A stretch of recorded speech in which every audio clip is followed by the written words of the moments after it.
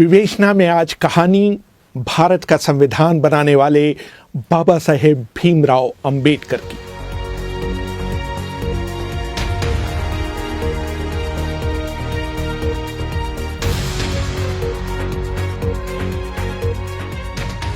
अभिवादन स्वीकार करिए रेहान फजल का। दिलचस्प बात यह है कि भारत की दो महान शख्सियतों भीमराव अंबेडकर और महात्मा गांधी के बीच कभी नहीं बनी। दोनों महान व्यक्तियों के बीच कई मुलाकातें हुई, लेकिन वो अपने मतभेदों को कभी नहीं पाट पाए। आज़ादी से 2 दशक पहले अंबेडकर ने अपने आप को अपने अनुयायियों के साथ स्वतंत्रता आंदोलन से अलग थलग कर लिया था। अछूतों के प्रति गांधी के अनुराग और उनकी तरफ से बोलने के उनके दावे को अंबेडकर एक जोड़ तोड़ की रणनीति मानते थे। जब 14 अगस्त 1931 को गांधी से उनकी मुलाकात हुई थी, तो गांधी ने उनसे कहा था, मैं अछूतों की समस्याओं के बारे में तब से सोच रहा हूं जब आप पैदा भी नहीं हुए थे। मुझे ताज्जुब है कि इसके बावजूद आप मुझे उनका हितैषी नहीं मानते। धनंजय कीर अंबेडकर की जीवनी doctor Ambedkar life and mission में लिखते हैं।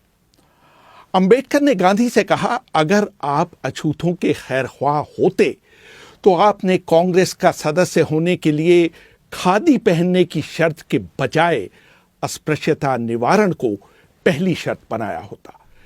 किसी भी व्यक्ति को जिसने अपने घर में कम से कम एक अछूत व्यक्ति या महिला को नौकरी नहीं दी हो, या उसने एक अछूत व्यक्ति के पालन पोषण का बीड़ा न उठाया हो, या उसने कम से कम सप्ताह में एक बार किसी अछूत व्यक्ति के साथ खाना न खाया हो, तो उसे कांग्रेस का सदस्य बनने की अनुमति नहीं दी जानी चाहिए थी। आपने कभी भी किसी जिला कांग्रेस पार्टी के अध्यक्ष को पार्टी से निष्कासित नहीं किया जो मंदिरों में अछूतों के प्रवेश का विरोध करते देखा गया हो। 26 फरवरी 1955 में जब बीबीसी ने अंबेडकर से गांधी के बारे में उनकी राय जाननी चाहिए, तो उन्होंने साफ शब्दों में कहा, I feel quite surprised at the interest which the outside world, Western world particularly, seems to be taking in Mr. Gandhi. I cannot understand that. So far as India is concerned, he was, in my judgment, an episode. Ambedkar कह रहे थे, मुझे इस बात पर काफी हैरानी होती है कि पश्चिम गांधी में इतनी दिलचस्पी क्यों लेता है। जहां तक भारत की बात है, वो देश के इतिहास का एक हिस्सा भर हैं, कोई युग निर्माण करने वाले नहीं। गांधी की यादें इस देश के लोगों के जहन से जा चुकी हैं। अंबेडकर अपने जमाने में भारत के संभवतः सबसे पढ़े लिखे व्यक्ति थे। उन्होंने मुंबई के मशहूर एल्फिंस्टन कॉलेज से बीए की डिग्री ली थी। बाद में उन्होंने कोलंबिया विश्वविद्यालय और लंदन स्कूल ऑफ इकोनॉमिक्स से पीएचडी की डिग्री प्राप्त की। शुरू से ही वो पढ़ने, बागवानी करने और कुत्ते पालने के शौकीन थे।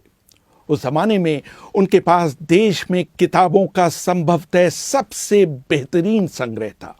मशहूर किताब इनसाइड एशिया के लेखक जॉन गुंथर ने लिखा है कि जब 1938 में मेरी राजगृह में अंबेडकर से मुलाकात हुई थी, तो उनके पास 8000 किताबें थी। उनकी मृत्यु तक ये संख्या बढ़कर 35,000 हो चुकी थी।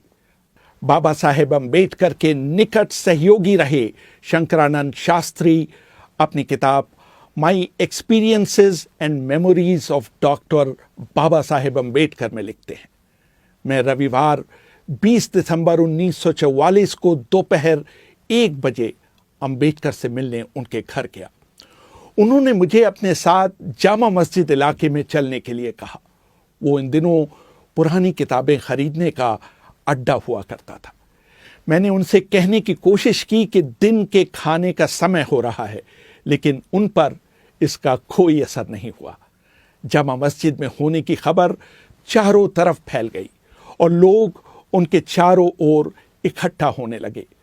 इस भीड़ में भी उन्होंने विभिन्न विषयों पर करीब 2 दर्जन किताबें खरीदी। वो अपनी किताबें किसी को भी पढ़ने के लिए उधार नहीं देते थे। वो कहा करते थे कि अगर किसी को उनकी किताबें पढ़नी हैं तो उसको उनके पुस्तकालय में आकर उन्हें पढ़ना चाहिए। किताबों के प्रति उनकी भक्ति इस हद तक थी कि वह सुबह होने तक किताबों में ही लीन रहते थे। अंबेडकर के एक और अनुयायी नामदेव निमगड़े अपनी किताब in the tiger shadow the autobiography of an Ambedkarite में लिखते हैं, रात में अंबेडकर अपनी पढ़ाई में इतने खो जाते थे कि उन्हें बाहरी दुनिया का कोई ध्यान नहीं रहता था। एक बार देर रात मैं उनकी स्टडी में गया और उनके पैर छू लिए। किताबों में डूबे अंबेडकर बोले, टॉमी ये मत करो। मैं थोड़ा अचंभित हुआ। जब बाबा साहब ने अपनी आंख ऊपर उठाई तो मुझे देखकर वो झेंप गए। वो पढ़ने में इतने ध्यानमग्न थे कि उन्होंने मेरे स्पर्श को कुत्ते का स्पर्श समझ लिया। अंबेडकर की जीवनी लिखने वाले धनंजय कीर लिखते हैं, अंबेडकर पूरी रात पढ़ने के बाद भोर में सोने जाते थे। सिर्फ 2 घंटे सोने के बाद वो थोड़ी कसरत करते थे। उसके बाद वो नहाने के बाद नाश्ता किया करते थे।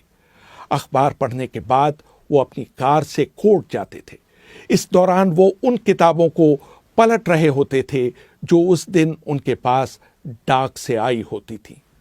कोर्ट समाप्त होने के बाद वो किताब की दुकानों का चक्कर लगाया करते थे और जब वो शाम को घर लौटते थे तो उनके हाथ में नई किताबों का एक बंडल हुआ करता था।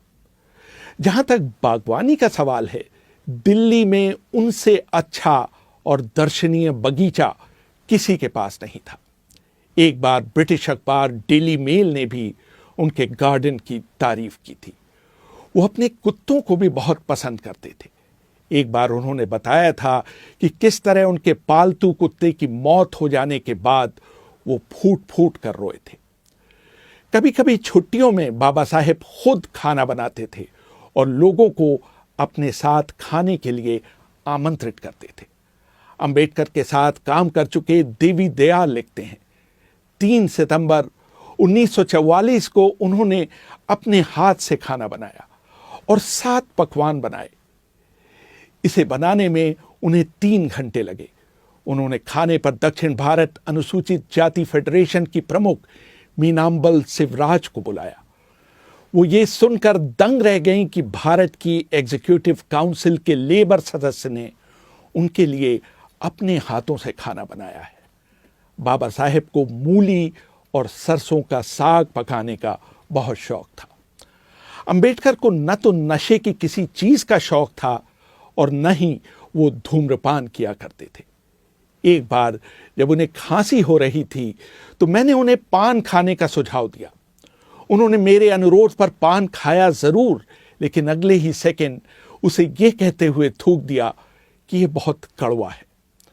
वो बहुत साधारण खाना खाते थे जिसमें बाजरे की एक छोटी रोटी, थोड़ा चावल, दही और मछली के 3 टुकड़े हुआ करते थे। घर पर सुदामा को अंबेडकर के काम में मदद के लिए रखा गया था।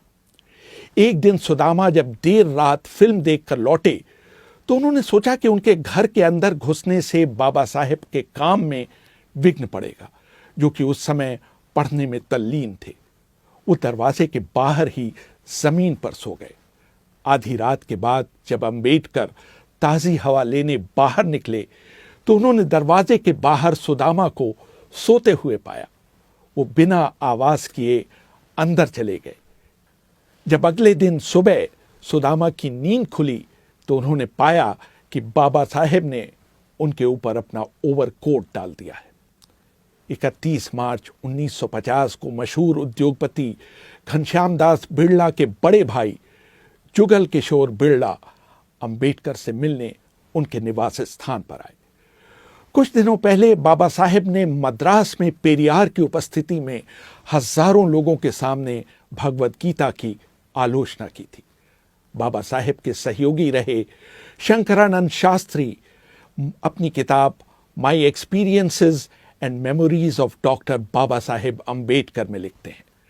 बिड़ला ने उनसे सवाल किया कि आपने गीता की आलोचना क्यों की, जो कि हिंदुओं की सबसे बड़ी धार्मिक किताब है। उनको इसकी आलोचना करने के बजाय हिंदू धर्म को मजबूत करना चाहिए था। जहां तक छुआछूत को दूर करने की बात है तो वो इसके लिए 10 लाख रुपए देने के लिए तैयार है। इसका जवाब देते हुए अंबेडकर ने कहा था, मैं अपने आप को किसी को बेचने के लिए नहीं पैदा हुआ हूं।